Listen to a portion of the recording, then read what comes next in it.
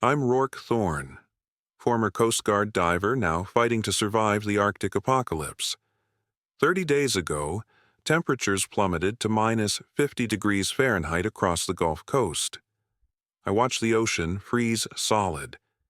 Now, I'm keeping 11 survivors alive in a warehouse using salvage skills that were meant for shipwrecks, not the end of the world. This is how we survived when death came from the sky. Before we start the video, let us know what country you are tuning in from in the comment section below. Perhaps we will make a story there. Let's begin. My name is Rourke Thorne.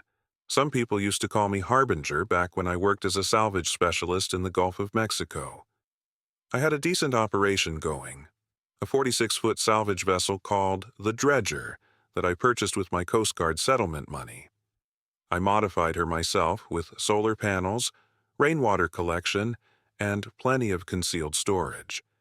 For 6 years, she was my home, my office, and my escape. I'm recording this for anyone who might find it useful. 30 days ago, everything changed. The world froze over, and most weren't prepared.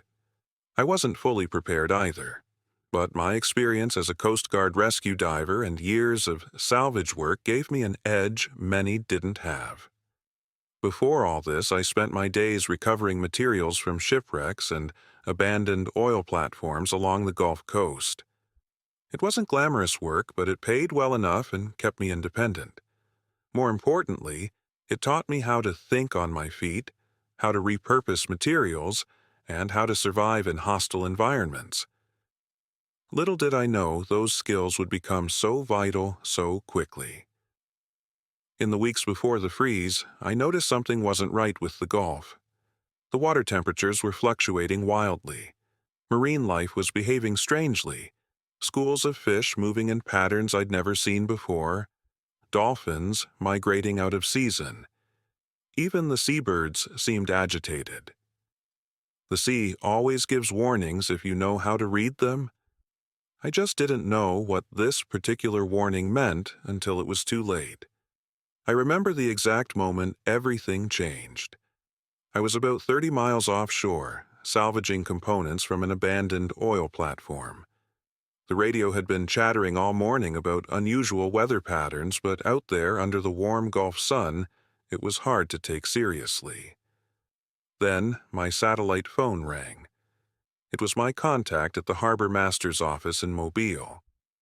"Rourke, get back to shore now. Something's happening with the weather. They're saying it's catastrophic."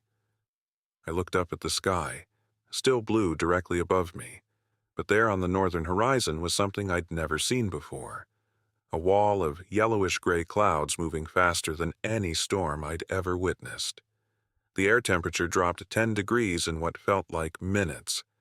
I abandoned the salvage operation immediately and pushed the dredger to full speed toward Mobile. By the time I was halfway there, the temperature had dropped another 20 degrees. The water around my boat began to change, developing a slushy consistency I'd never seen in the Gulf. Ice was forming in the Gulf of Mexico. In December, the radio was chaos, emergency broadcasts mixing with panicked civilian chatter. Terms like polar vortex collapse and Arctic air displacement kept coming up. The scientific jargon boiled down to one simple, terrifying reality. The protective atmospheric systems that normally kept Arctic air trapped at the North Pole had failed catastrophically. What should have been seasonal cold in Alaska and northern Canada was now racing unimpeded across North America. I barely made it to Mobile before the harbor started freezing. The city was already in pandemonium. People who had never seen real snow were now facing temperatures plummeting below zero with wind chills making it feel like -40. The roads were gridlocked with people trying to evacuate south, not realizing that Florida was reporting the same conditions. This wasn't localized, it was continental, possibly global. The power grid failed within hours under the strain of every heating system running at maximum. Water mains burst as they froze. Cell networks became overloaded and then failed entirely when towers lost power. It was like watching society unravel and fast forward. I had an advantage many didn't. My boat was already equipped for off-grid living. I had solar power, though its effectiveness was immediately compromised by the cloud cover and snow. I had a small desalination system, though that became useless once the intake pipes froze. Most importantly, I had supplies and tools, diving equipment, underwater cutting gear, welding equipment, and emergency rations. I made a quick decision to move my essential gear from the boat to an abandoned fishing warehouse near the docks. The building had thick concrete walls, few windows, and high ceilings, better insulation than my boat and more space to work with. That first night, as the temperature outside dropped below zero, I used my salvage torch to create a makeshift heater and sealed myself in. That first night was the longest of my life. The cold seeped through concrete and steel like they were paper. Every breath created a cloud of condensation that froze on my beard. Outside, I could hear car alarms, distant shouts, and occasionally what sounded like gunshots. The normal sounds of a city were replaced by the alien creaking and groaning of a world being consumed by ice. I kept the radio on, but the information was spotty and increasingly dire. The storm system was unlike anything meteorologists had ever seen. Some were already throwing around terms like mini ice age and making comparisons to prehistoric climate shifts. They spoke of jet stream distortions and cascading weather system failures. What struck me most was the uncertainty in the scientists' voices. These weren't people with a plan. These were people as terrified as everyone else. By morning, the thermometer read -30. Looking out the small warehouse window, Mobile had transformed overnight into something unrecognizable. Snowdrifts had buried cars. Power lines had collapsed under the weight of ice. And the harbor, my harbor, where I docked countless times, was a solid sheet of ice as far as I could see. In that moment, I realized my salvage career had prepared me not for recovering things from the past, but for surviving what was coming. The Gulf had been speaking to me for weeks. I just didn't know what it was trying to say. Now its message was clear: adapt or die. The first 72 hours were critical. I focused on heat, water, and securing my perimeter. I rigged a more efficient heating system using my underwater welding equipment, carefully managing my fuel reserves. I collected snow and ice to melt for water. I inventoried my food supplies, calculating how long they would last with strict rationing. Outside, the situation deteriorated rapidly. The first deaths came quickly. The homeless, the elderly, and poorly insulated homes, anyone caught unprepared. I'd been trained to survive alone in hostile environments, but no training prepares you for watching your hometown turn into a tomb of ice. On the fifth day, I saw them through my warehouse window, a family trudging through snow that reached their knees. The man was pulling a makeshift sled cobbled together from what looked like an office chair and plastic sheeting. On it sat a little girl, maybe 7 years old, wrapped in what must have been every piece of clothing they owned. Behind them, a boy who looked about 12 was supporting a woman who appeared to be limping. I hesitated. My supplies were limited, carefully calculated for one person. Coast Guard training taught me to save everyone possible, but salvage work taught me to make cold calculations about what can be recovered and what must be abandoned. That internal conflict froze me in place longer than I cared to admit. Then the little girl looked up. Even from a distance, I could see her lips were blue. They weren't going to last another night in this cold. Sometimes saving others is how you save yourself, I called out from the window. The family looked up, a mixture of hope and fear on their exhausted faces. I directed them to the side entrance and helped them inside. The warmth of my makeshift heater, modest as it was, made the woman burst into tears as she collapsed onto the concrete floor. They introduced themselves: Derek, a high school physics teacher, Amy, a nurse, their daughter Zoe, and son Tyler. They had been in their suburban home when the freeze hit. Their house, like most in southern Alabama, wasn't built for this kind of cold. When pipes burst and flooded their home, they tried to wait it out. When the flooding water froze inside their living room, they realized they had to move. They'd been walking for almost 10 hours when I found them. Amy's nursing knowledge immediately proved valuable. She treated her own ankle, which she'd twisted in the snow, and then checked everyone for frostbite and hypothermia. Zoe had early signs of both. I handed over my emergency thermal blankets, and Amy got to work raising her daughter's core temperature. That night, Derek and I took turns keeping watch while the others slept. He told me about what they'd seen in the residential areas. Neighbors turning against neighbors for supplies, abandoned cars with frozen bodies inside, and a fire station that had become a makeshift morgue until the staff themselves evacuated. By morning, little Zoe's color had improved, and Amy's medical training had likely saved her from losing fingers and toes to frostbite. I realized then that my warehouse wasn't just a shelter. It was becoming a community. Every person brings both a mouth to feed and a set of skills. The trick is making sure the latter outweighs the former. Over the next few days, we reorganized the warehouse. Derek's physics background proved useful in improving our heating system's efficiency. Amy established a medical corner with the limited supplies she'd carried and what I had in my boat's first aid kit.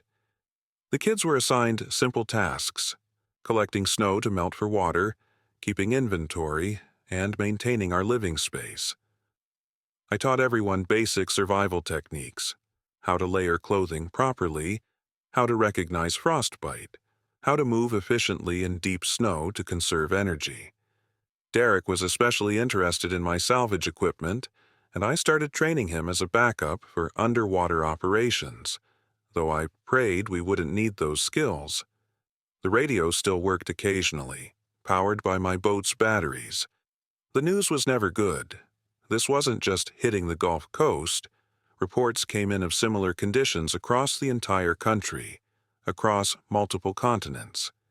This wasn't a storm system that would pass. Some scientists were now openly discussing a rapid-onset mini-ice age, triggered by climate disruption. Others speculated about how long it might last: months, years, decades. The uncertainty was almost worse than the cold. On our 7th night together, we all heard it, howling. Not the wind, which had its own haunting sound, but wolves, in Mobile, Alabama. We gathered at the small window and saw them, a pack of 3 wolves padding across the frozen harbor where shrimp boats once docked. They weren't just predators, they were messengers announcing nature's reclamation. The next morning, we had unexpected visitors. I was checking our perimeter when I heard someone calling for help outside. Opening the door cautiously, I found an elderly Asian man being supported by a middle-aged woman. She identified herself as Dr. Eliza Chen, an emergency room physician from Mobile General Hospital. The man was her father, Ming, who had early-stage dementia. Dr. Chen explained that the hospital had been evacuated after the backup generators failed. Staff and patients who could be moved were transferred to supposed FEMA evacuation centers, but she and her father had been separated from that group during the chaos. They'd been sheltering in an abandoned pharmacy for 3 days until the roof partially collapsed under the weight of ice. The decision to take them in wasn't easy, but Amy advocated strongly for Dr. Chen's medical expertise. 2 doctors were better than 1, especially in our situation. Derek looked at me with concern about our dwindling supplies, but he didn't object. The kids seemed happy to have new faces. Later that same day, Tyler found Marcus Wilson nearly frozen behind our building. He'd been an electrician before the freeze and had been trying to reach the industrial area where he thought generators might still be running. His survival knowledge was minimal, but his skills with electrical systems might prove invaluable if we ever got a power source. Our little community grew to 7, each with different needs and abilities. I established clear rules about rationing, security, and roles. Tensions flared occasionally. Derek worried constantly about feeding his children. Marcus was struggling with what appeared to be withdrawal symptoms from something he wouldn't discuss. And Ming's dementia meant he sometimes wandered at night, risking our security protocols. By our 10th day, our food situation became critical. We'd carefully rationed what I had aboard the dredger, plus the few supplies each newcomer had brought, but it wasn't sustainable. We needed to find more food, and soon. I remembered a grocery store about 3 blocks away. Under normal circumstances, it would have been picked clean by looters, but the rapid onset of the freeze might have preserved some of its inventory. The complication: the store sat in a low area that had flooded before freezing. Its lower level would be underwater beneath the ice. That's when I realized my salvage equipment might serve a new purpose.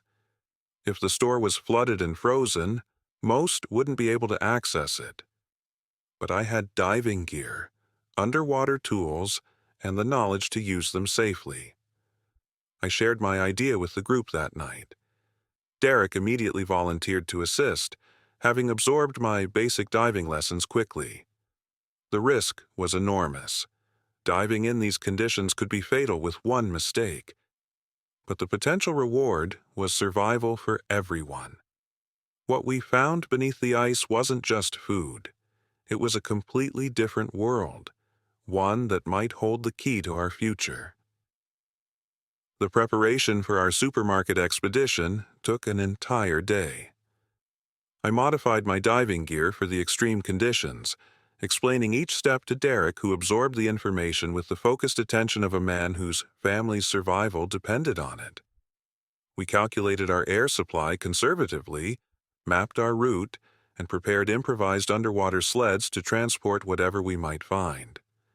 Amy and Dr. Chen both objected to the plan, arguing the risk was too great.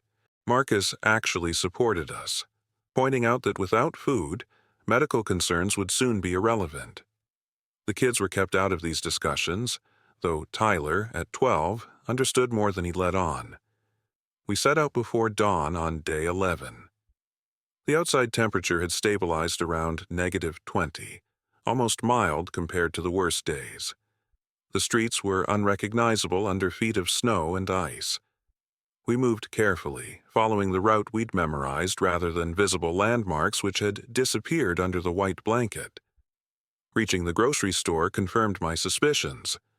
The building was partially collapsed on one side, with approximately 4 feet of ice covering what had once been the parking lot.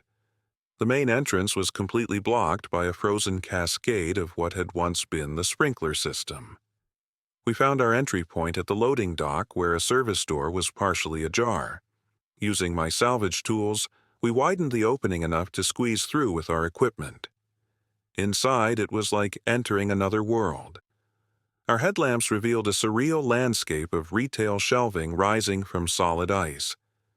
The freezing had happened so quickly that some items remained suspended in the ice, creating an eerie underwater still life. The temperature inside was actually warmer than outside, hovering around 26 degrees. This was our first major discovery. Underwater spaces were significantly warmer than the surface. The ice acted as insulation against the extreme air temperatures. We donned our modified diving gear, and I led Derek through a quick refresher on underwater communication signals. Then, we broke through the ice near what store maps indicated was the canned goods section. The experience of diving through a frozen supermarket is something I'll never forget. Our lights cut through murky water to reveal aisles transformed into underwater canyons. Most perishables had deteriorated, creating cloudy water conditions, but canned goods, sealed packages, and, ironically, the contents of the freezer section had survived intact. We worked methodically, filling our improvised sleds with high-calorie, long-shelf-life items. The water temperature was cold enough to be dangerous, but manageable with our gear. What struck me most was the silence underwater, so different from the constant creaking and groaning of the frozen world above. About 20 minutes into our dive, we encountered our first major obstacle. A section of ceiling had collapsed, creating an underwater barrier. As we navigated around it, Derek's air hose snagged on exposed rebar. I immediately signaled for him to remain calm while I freed the line, but those few moments of restricted airflow caused him to panic slightly. I guided him through controlled breathing techniques I'd learned in Coast Guard training until he stabilized. We pressed on, eventually finding the pharmacy section largely intact. Dr. Chen had given us a list of critical medications, and we were able to locate several. The pharmaceutical discovery alone made the expedition worthwhile.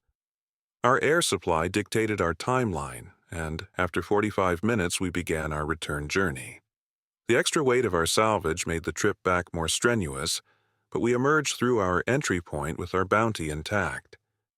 The return to the warehouse was slower but triumphant.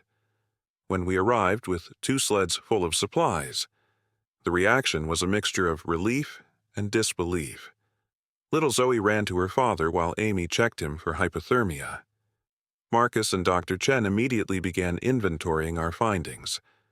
That night, with adequate food for at least 2 weeks secured, I shared my observations about the underwater temperature differential. Derek, with his physics background, explained it scientifically. Water's higher specific heat capacity meant it changed temperature more slowly than air, and the ice layer created insulation against the extreme cold above. This revelation sparked a critical discussion. If underwater environments were significantly warmer, what did that mean for our long-term survival strategy? Could we potentially create more sustainable living quarters with better access to these underwater spaces? Dr. Chen raised practical medical concerns about prolonged exposure to cold water, even if it was warmer than the air. Marcus began sketching ideas for a more permanent heating system that could utilize this temperature difference. For the first time since the freeze began, we weren't just discussing immediate survival, we were thinking about adaptation. Over the next few days, our group dynamic shifted. With basic food security established, underlying tensions emerged. Marcus revealed he had been addicted to prescription painkillers before the freeze, explaining his earlier withdrawal symptoms. Now with access to pharmacy supplies, Doctor. Chen carefully managed a weaning program for him. Derek became increasingly protective of his family, sometimes questioning decisions that put anyone at risk. Amy mediated these conflicts with remarkable patience.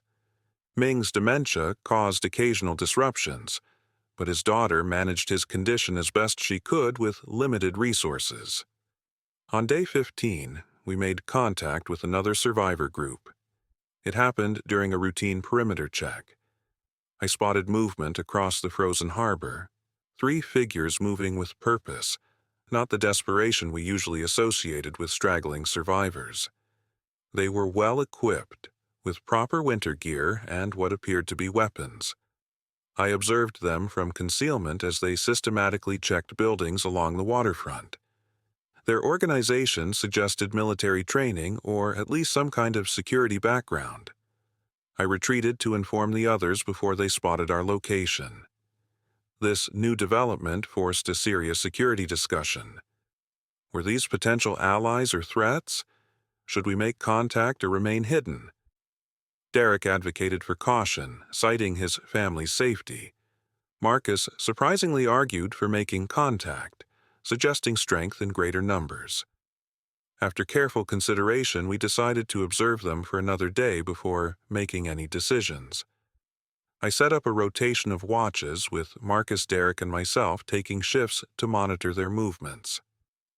What we observed was concerning. This group, which we eventually counted at 7 members, operated with military precision but not military discipline. They forced entry into buildings, took whatever they wanted, and in one case, we witnessed them turn away an elderly couple who approached them for help. In the old world, we had laws and police. In this world, we only had boundaries and the will to defend them. I began planning defensive measures for our warehouse, using my salvage knowledge to create alarm systems and barriers that would give us warning and time if they discovered us. That evening, as we discussed our observations, Marcus proposed a bold idea.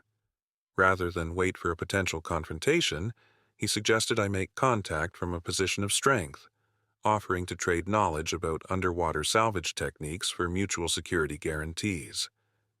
The debate was intense. Amy worried about revealing our location and resources. Dr. Chen pointed out that eventually, contact with other survivors would be inevitable. Derek remained firmly opposed, while his son, Tyler, surprised everyone by supporting Marcus's view, showing maturity beyond his years.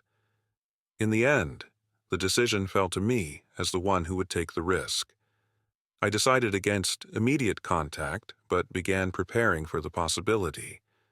We reinforced our perimeter, created hidden caches of our most valuable supplies, and established emergency protocols if things went wrong. What we discovered beneath the ice wasn't just food. It was a completely different world, one that might hold the key to our future. The same was true of the human landscape around us. Familiar territory transformed into something unrecognizable, where each encounter carried both promise and peril. Our careful planning was tested sooner than expected. On day 18, as Derek and I were reinforcing the warehouse's rear entrance, we heard engines, actual working vehicles approaching from the direction of downtown. We rushed inside to alert the others and implement our security protocols. Through our observation point, we watched as 3 snowmobiles circled our building. The riders were from the group we'd been monitoring, now clearly visible in what appeared to be modified police cold weather gear. They methodically examined our building's exterior, discovering tracks in the snow, despite our efforts to conceal them. I made a split-second decision. Rather than allow them to find our vulnerabilities, I would meet them on my terms. I grabbed my most imposing salvage tool, a hydraulic bolt cutter that looked suitably threatening without being an actual weapon, and stepped outside alone. The confrontation was tense. Their leader introduced himself as Westlake, a former police tactical officer. He didn't point his weapon at me directly, but his stance made it clear he could if necessary. I introduced myself as a salvage specialist, deliberately emphasizing my Coast Guard background to establish some common ground. Westlake was direct. His group controlled the Eastern Harbor area and was expanding their security zone. He offered protection in exchange for resources. The implication was clear. This was not a request, but a demand with consequences for refusal. I countered with information instead of supplies. I told him about our underwater discovery, that submerged areas remained warmer and could be accessed with proper equipment. I offered to share diving techniques and locations of underwater resource caches in exchange for mutual recognition of territories. His interest was immediate but cautious. He requested a demonstration, which I agreed to provide the following day at a location of my choosing. We parted with a fragile understanding, neither allies nor enemies yet. Inside, the group's reaction was mixed. Derek was furious that I'd revealed our underwater advantage. Amy was relieved no conflict had erupted. Dr. Chen remained pragmatic, helping us prepare a controlled demonstration that would show value without giving away our most important discoveries. The next morning, I met Westlake's group at the partially submerged public library. I brought Derek as backup, while Westlake brought 2 of his people. I demonstrated basic underwater navigation techniques and recovered several undamaged books from the reference section that contained valuable information on cold weather construction and agriculture. Westlake was impressed enough to agree to a non-aggression arrangement. He revealed that his group had established a base at the old courthouse, which had emergency generators still partially functioning. They had heat but limited food. We had food access but struggled with consistent heat. It was the beginning of a cautious trading relationship. As we parted ways, one of Westlake's men made a comment that troubled me. "The inland folks are getting desperate. Better watch your western approach." This warning suggested there were other organized groups beyond our immediate area, potentially more desperate and dangerous. We reinforced our western defenses that same day. It proved prescient when, just before dawn on day 20, our improvised alarm system alerted us to movement outside. Through the dim light, we could make out 5 figures approaching from the west. Not Westlake's people, but a new group wearing mismatched winter clothing and carrying improvised weapons. Their approach lacked the tactical discipline of Westlake's team. They moved erratically, suggesting desperation rather than strategy. I positioned Derek and Marcus at key points while keeping everyone else in our secure inner room. They forced entry through our weakest point, a loading bay door we hadn't fully reinforced. I confronted them in the outer storage area, using my knowledge of the space to appear suddenly from concealed positions, disorienting them. Marcus followed my lead, creating the impression of a larger defending force. Their leader was a rail-thin man with wild eyes who demanded food and supplies. When I refused, positioning myself to block access to our inner areas, he became agitated. The situation escalated quickly as one of his group lunged forward with a makeshift spear. I deflected the attack using my Coast Guard training, focusing on disabling rather than injuring. Marcus wasn't as restrained. When one attacker moved toward him, he swung a metal pipe with full force, connecting with the man's shoulder. The sickening crack echoed through the warehouse. The injured man's scream changed the dynamic instantly. Their leader, seeing one of his people hurt and realizing we would defend ourselves effectively, backed toward the exit. I could have pursued them, but instead allowed their retreat, wanting to end the confrontation without further violence. As they fled, Marcus moved to secure the breach in our perimeter but collapsed suddenly. In the dim light, I hadn't seen that during the confrontation. He had been slashed across his thigh with some kind of blade. The wound was deep, blood already soaking through his pants. Dr. Chen took charge immediately, ordering us to move Marcus to her medical area. The cut had missed the femoral artery but was severe enough to require suturing. As she worked to stop the bleeding, using supplies from our supermarket expedition, Amy assisted while keeping the children away from the scene. The aftermath of the attack created new tensions within our group. Derek argued we should consider joining Westlake's larger group for better security. Dr. Chen countered that Marcus would not survive relocation in his condition. I was caught between these perspectives, responsible for the group I had created but aware of our vulnerabilities. Marcus's condition worsened over the next 2 days.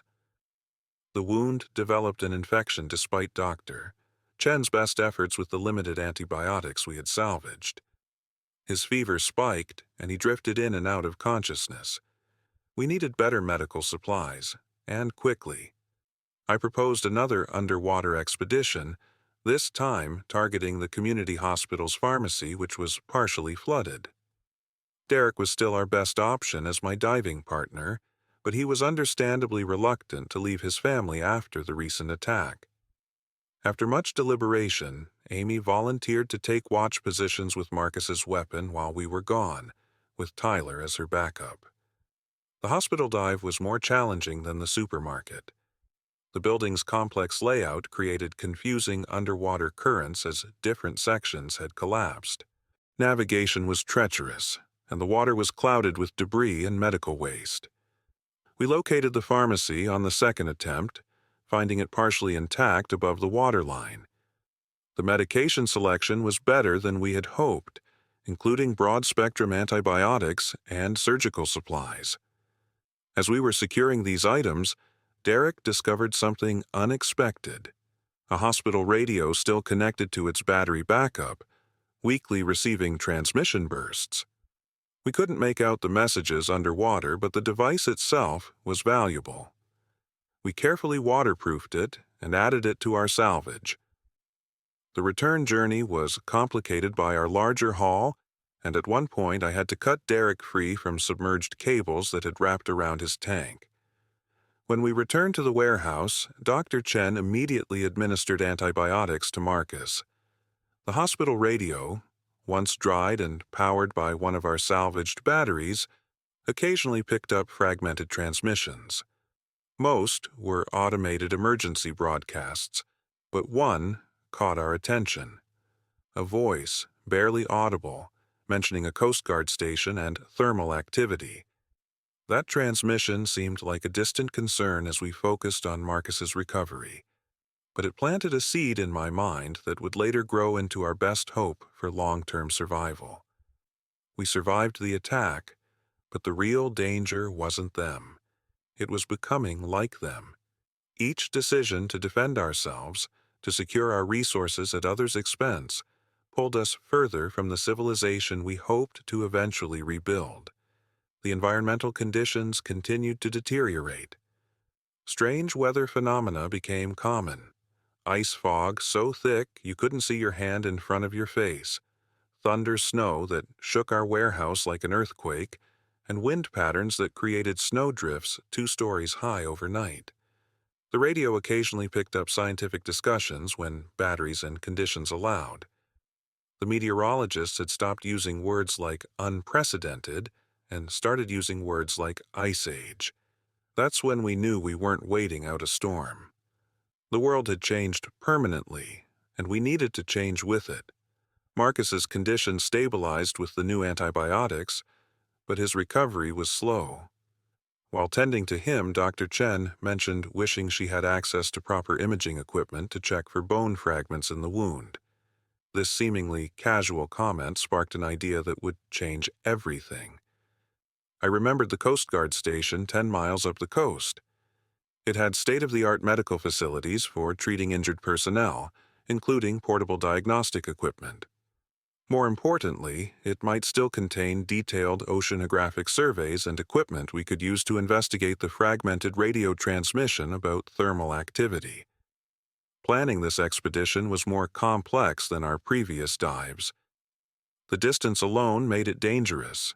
10 miles across frozen terrain and negative temperatures required serious preparation. Derek and I would need to travel light, but bring enough survival gear to handle emergencies. We modified one of our sleds into a more efficient transport, using salvaged parts to create a hybrid between a dog sled and a sailboard that could be propelled across ice using the prevailing winds. The design borrowed from ice sailing techniques I'd learned years ago during a salvage operation in the Great Lakes. We left at dawn on day 23, with clear instructions to the others about emergency protocols if we didn't return within 48 hours. The journey across the frozen bay was surreal. Mobile Bay, once busy with shipping traffic, was now an Arctic plain. The winds were in our favor, pushing us northward at a good pace. We reached the Coast Guard station by mid-afternoon. The facility was partially buried in snowdrifts, but its robust construction had withstood the freeze better than most buildings. The main access points were blocked by ice, but I knew the station's layout intimately from my service years and led us to a maintenance entrance on the leeward side. Breaking in required careful use of our tools to avoid structural damage. Once inside, the station was dark and cold, but considerably warmer than outside. Our headlamps revealed a facility abandoned in an orderly fashion, equipment secured, sensitive materials locked down. This wasn't a panicked evacuation. They'd followed protocols. We located the medical bay first, finding it largely intact. The diagnostic equipment Dr. Chen needed was there, along with surgical supplies and medications beyond what we'd found at the hospital. We carefully packed the portable items, prioritizing what would most help Marcus and provide long-term medical security.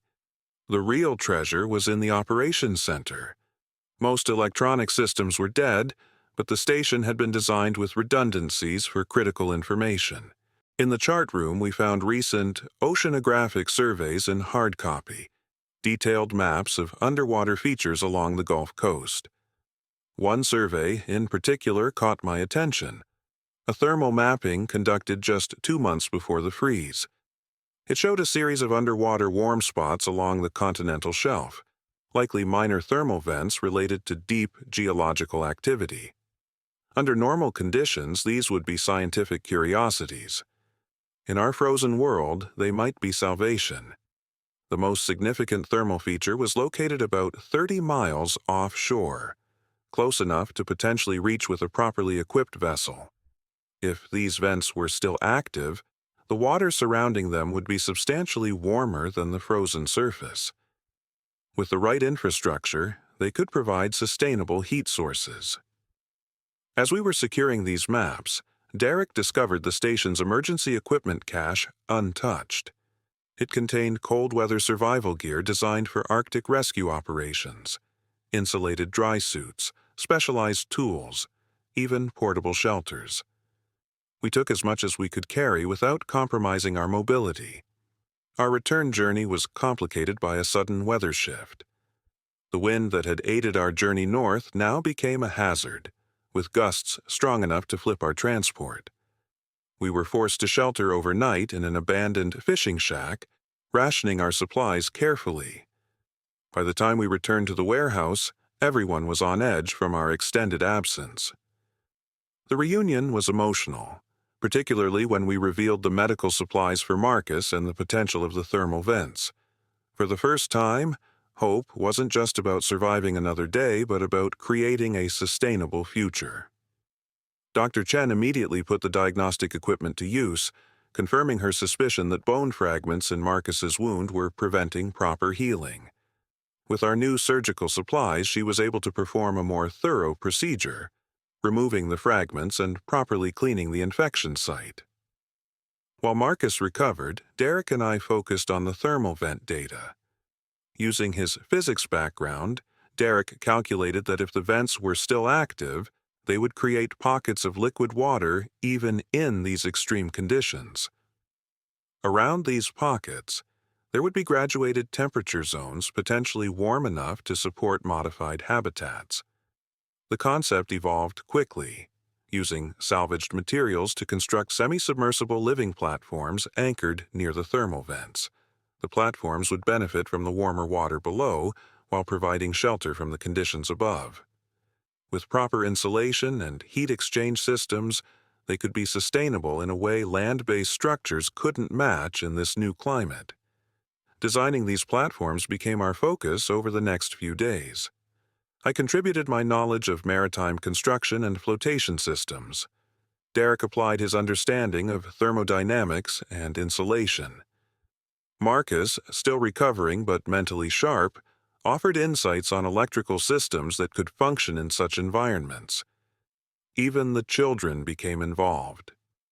Tyler showed surprising aptitude for mechanical concepts, while Zoe's artistic renderings helped visualize components we were describing.